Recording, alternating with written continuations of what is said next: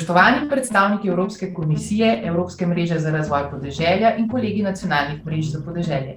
Lepo pozdravljeni iz Slovenije. Najprej bi vam radi na kratko predstavili nekaj značilnosti slovenskega kmetijstva in podeželja. Seveda je to težko narediti zgolj v nekaj stavkih, zato bi vam na kratko predstavili zgolj en poudarek, ki je zaznamoval tudi javne razprave, ki smo jih imeli o pripravljanju strateškega načrta skupne kmetijske politike. Značilnost slovenskega kmetijstva so majhne in razdrobljene kmetije. Majhen del jih je zares konkurenčnih in tržnih.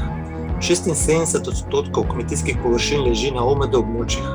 30 let je kmetijska politika usmerjala razvoj na način, da so se kmetije in površine na kmetijo povečevala in s tem konkurenčnost, kar pa je pomenilo seveda, da je ogromno število kmetij svojo dejavnost opustilo. Površine pa so prevzele sosednje kmetije. Že v tem programskem obdobju smo se začeli zavedati, da moramo ta trend upočasniti in zagotoviti pogoje, da ohranimo več kmetij in s tem tudi potenciale za bodoči razvoj in samooskrbo.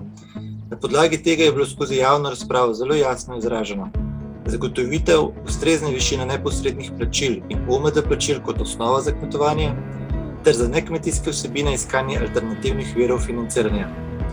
Dovolite, da vama na kratko predstavimo še delovanje podporne enote mreže za podeželje.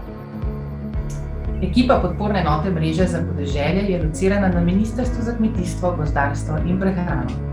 Za našo mrežo za podeželje je značilno, da smo v svojih aktivnostih prepoznavnosti v javnosti in v okviru ministrstva počasi in organsko rasli. 2 delava na aktivnostih mreže 100%, 2 osebi pa polovico svojega delovnega časa. In kot močno stran slovenskega podeželja bi poudarili zelo aktivne nevladne organizacije, ki izvajajo številne aktivnosti, mreža pa jih pri tem podpira. Zelo dobro sodelujemo in podpiramo aktivnosti podeželske mladine, javne službe kmetijskega svetovanja, združenja lokalnih akcijskih skupin s področja ekološkega kmetovanja in drugih partnerjev mreže. Izpostavili bi zgolj še aktivnost, pri kateri ocenjujemo, da se pokaže največja dodana vrednost. To je podeželski parlament, kjer svoje moči združijo številne organizacije in razpravljajo o aktualnih problemih podeželja, ki zadevajo tudi druge resorje in druga ministrstva. V novem programskem obdobju bo največja sprememba v aktivnejši vlogi mreže pri razvoju in podpori sistema AKIS. Kot mrežo vzpostavljamo portal znanja, kjer zbiramo rezultate različnih projektov in jih aktivno komuniciramo.